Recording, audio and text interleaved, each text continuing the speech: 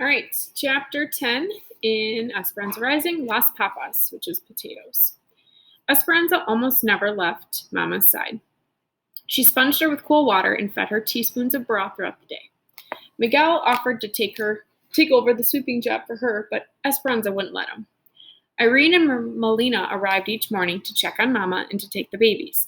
Alfonso and Juan put up extra layers of newspaper and cardboard in the bedroom to keep out the November chill. And Isabel drew pictures to hang on the walls because she did not think the newspaper looked pretty enough for Mama.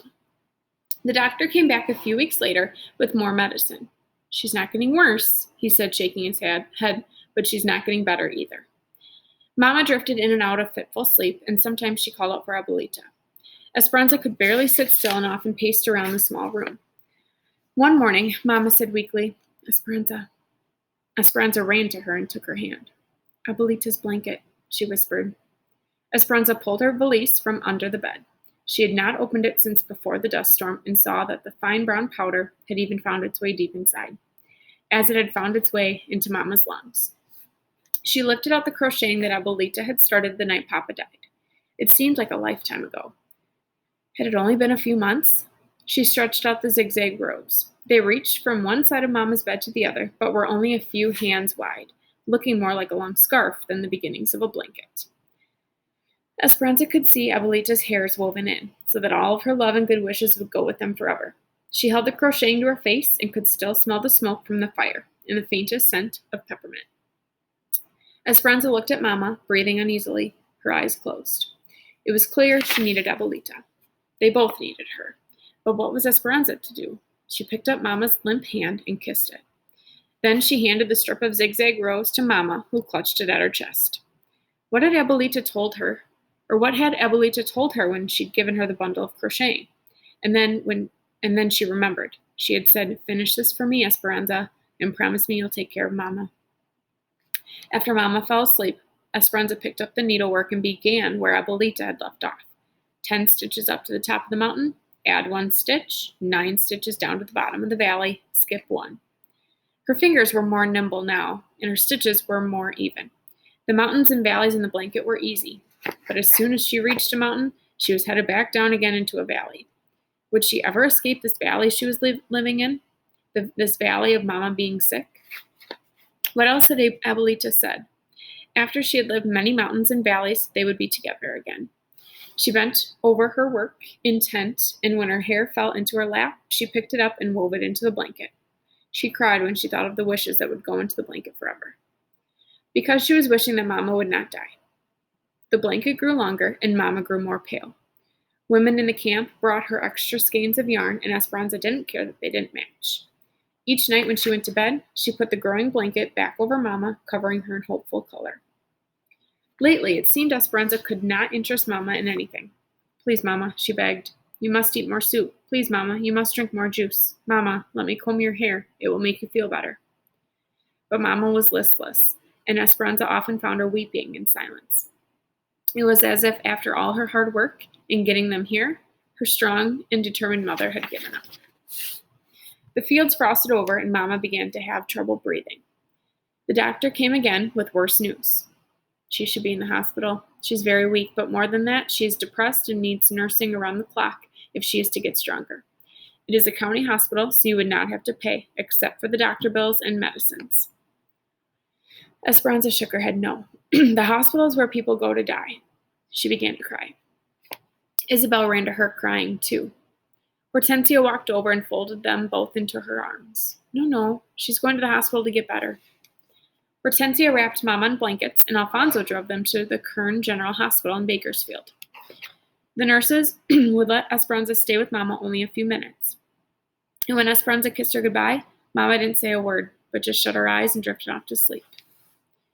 Riding home in the truck that evening, Esperanza stared straight into the alley of light made from the truck's headlamps, feeling as if she were in a trance.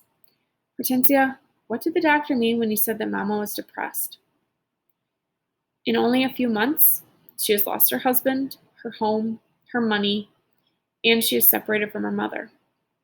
It is a lot of strain on her body to cope with so many emotions in such a short time. Sometimes sadness and worry can make a person sicker. Your mother was very strong through your father's death and her journey here. for you. But when she got sick, everything became too much for her. Think of how helpless she must feel. Hortensia took out her handkerchief and blew her nose, too upset to continue. Esperanza felt like she had failed Mama in some way and wanted to make it up to her. Mama had been strong for her, now it was her turn to be strong for Mama. She must show her that she didn't need to worry anymore. But how? Abuelita? I must write to Abuelita. Hortensia shook her head. I'm sure your uncles are still watching everything that goes in and out of the convent and probably the post office too. But maybe we can find someone going to Aguas Calientes to carry a letter. I have to do something, said Esperanza, holding back tears. Hortensia put her arm around Esperanza. Don't worry, she said. The doctors and nurses know what she needs and will take care of one another. Esperanza didn't say what she really thought, that what Mama really needed was Abuelita. Because if sadness was making Mama sicker, then maybe some happiness would make her better. She just had to figure out a way to get her here. When she got back to the camp, she went behind the cabin to pray in front of the washtub grotto. Someone had knit a shawl and draped it over Our Lady's shoulders. And the sweetness of the gesture made Esperanza cry. Please, she said through her tears, I promised Abuelita I would take care of Mama. Show me how I can help her. The next day, Esperanza pulled a heavy shawl around her shoulders and waited for Miguel to come home from the fields. She paced in the area where trucks unloaded and wrapped the wool tighter against the early winter cold. She had been thinking all day about what to do. Ever since Mama had first become sick over a month ago, they had no money coming in. The doctor's bills and medicines had used up most of what they'd saved. Now there were more bills. Alfonso and Hortensia offered to help, but they had done so much already and they did not have much to spare. Besides, she could not accept their charity forever. Abuelita's ankle was probably healed by now, but if she hadn't been able to get her money out of Tio Luis's bank, then she would have no money with which to travel. If Esperanza could somehow get money to Abuelita, then maybe she could come sooner. When Miguel jumped off one of the trucks, she called to him. What have I done to deserve this honor? Mi reina, he said, smiling and walking toward her. Please, Miguel, no teasing. I need help. I need to work so I can bring Abuelita to Mama. He was quiet, and Esperanza could tell he was thinking. But what could you do, and who would take care of the babies? I could work in the fields or in the sheds, and Melina and Irene have already offered to watch Pepe and Lupe. It's only men in the fields right now, and you're not old enough to work in the sheds. I'm tall. I'll wear my hair up. They won't know. The problem is that it's the wrong time of the year. They aren't packing anything right now, not until asparagus in the spring. My mother and Josefina are going to cut potato eyes for the next 3 weeks. Maybe you can go with them? But it is just 3 weeks, said Esperanza. I need more work than that. Anza, if you're good at cutting potato eyes, they will hire you to tie grapes. And if you're good at tying grapes, they will hire you for asparagus. That's how it works. If you're good at one thing, they hire you for another. She nodded. Can you tell me one more thing, Miguel? Claro, certainly. What are potato eyes? Esperanza huddled with Josefina, Hortensia, and a small group of women waiting for the morning truck to take them to the sheds. A thick tulle ground fog that hugged the earth settled in the valley surrounding them as if they had stood within a deep gray cloud. There was no wind, only silence and penetrating cold. Esperanza bundled in all the clothing that she could put on, old wool pants, a sweater, a ragged jacket, a wool cap, and thick gloves over thin gloves, all borrowed from friends in the camp. Hortensia had shown her how to heat a brick in the oven and bundle it in newspaper, and she hugged it to her body to keep warm as they rode in the truck. Since the driver could only see a few yards ahead, the truck rumbled slowly on the dirt roads. They passed miles of naked grapevines, stripped of their harvest, bereft of their leaves. Fading into the mist, the brown and twisted trunks looked frigid and lonely. The truck stopped at the big packing shed. It really was one long building with different open-air sections, as long as 6 train cars. The railroad tracks ran along one side, and docks for trucks ran along the other. Esperanza had heard Mama and the others talk about the sheds, how they were busy with people, women standing at long tables packing the fruit, trucks coming and going with their loads and fresh from the fields. and workers stocking the train cars that would later be hooked to a locomotive to take the fruit all over the United States. But cutting potato eyes was different. Since nothing was being packed, there wasn't the usual activity. Only 20 or so women gathered in the cavernous shed, sitting in a circle on upturned crates, protected from the wind by only a few stacks of empty boxes. The Mexican supervisor took their names. With all the clothing they were wearing, he barely looked at their faces. Josefina had told Esperanza that if she was a good worker, the bosses would not concern themselves with their age, so she knew she would have to work hard. Esperanza copied everything that Hortensia and Josefina did. When the woman put the hot bricks between their feet to keep warm while they worked, so did she. When they took off their outer gloves and worked in thin cotton ones, she did the same. Everyone had a metal bin sitting behind them. The field workers brought cold potatoes and filled up their bins. Hortensia took a potato and then, with a sharp knife, she cut it into chunks around the dimples. She tapped her knife on one of the dimples. "That is an eye," she whispered to Esperanza. "Leave 2 eyes in every piece so there will be 2 chances for it to take root." Then she dropped the chunks into a burlap sack. When the sack was full, the field workers took it away. "Where do they take them?" she asked Hortensia. "To the fields. They plant the eye pieces and then the potatoes grow." Esperanza picked up a knife. Now she knew where potatoes came from. The women began chatting. Some knew each other from camp, and one of them was Marta's aunt. "Is there any more talk of striking?" asked Josefina. "Things are quiet now, but they are still organizing," said Marta's aunt. "There is talk of striking in the spring when it is time to pick. We are afraid there will be problems. If they refuse to work, they will lose their cabins in the migrant camps. And then where will they live? Or worse, will they all be sent back to Mexico?" "How can they send all of them back?" asked Hortensia. "Repatriation," said Marta's aunt. "La migra. The immigration authorities round up people who cause problems and check their papers. If they are not in order, or if they do not happen to have their papers with them, the immigration officials send them back to Mexico. We have heard that they have sent people whose families have lived here for generations, those who are citizens and have never, ever even been to Mexico." Esperanza remembered the train at the border and the people being herded onto it. She had been thankful for the papers that Abuelita's sisters had arranged. Marta's aunt said, "There's also some talk about harming Mexicans who continue to work." The other women sitting around the circle pretended to concentrate on their potatoes, but Esperanza noticed worried glances and raised eyebrows. Then Hortensia cleared her throat and said, "Are you saying that if we continue to work during the spring, your niece and her friends might harm us?" "We're praying that does not happen. My husband says he will not join them. We have too many mouths to feed, and he has told Marta she cannot stay with us. We can't risk being asked to leave the camp or losing our jobs because of our niece." Heads nodded in sympathy, and the circle was silent, except for the sounds of the knives cutting the crisp potatoes. "Is anyone going to Mexico for La Navidad?" asked another woman, wisely changing the subject. Esperanza kept cutting the potato eyes, but listened carefully, hoping someone would be going to Aguas Calientes for Christmas. But no one seemed to be traveling anywhere near there.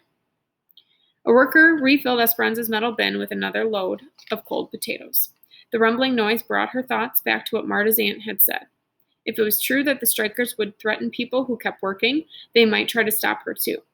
Esperanza thought of Mama in the hospital, and Abuelita in Mexico, and how much depended on her being able to work. If she was lucky enough to have a job in the spring, no one was going to get in her way.